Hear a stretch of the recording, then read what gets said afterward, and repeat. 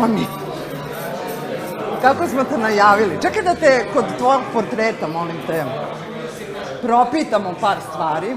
Kako si? Kako je život prema tebi? Johnny, ovo je Srba, a ti si... Evo te.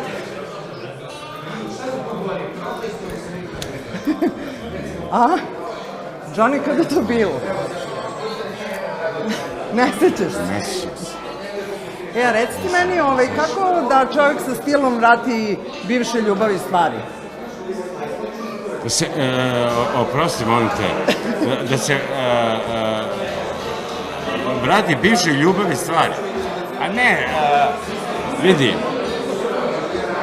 to nije moj nivo, niti moj rečnik, ja ne bi sada da prozivam ono, kako bi ti rekao, ono, poslednje rednjare, razumeš, ono zadnje, razumeš, ono minčosave i sve ostale, razumeš, ja bih ga, kako bi ti rekao, politikanske, razumeš, pičketine, razumeš, ali ja sam Isusove muke, razumeš, prošao, razumeš, ispred Akademije i Zvezde, razumeš, kad je rekao, da sve možeš, ono, na Kurčagu Milojka i ne platiš, ali ja sam Isusove muke, razumeš, prošao, samo da bi mogao da startujem tadašnju Suzanu Zlatanović, izvinite, gospođice, lična, da mogu da vam poljubim ručicu, razumeš, ili da se ovako malo otpušim ramence, Kaj Žutić ili Gali Videnović, ali na vratima je stajao Igor Pervić.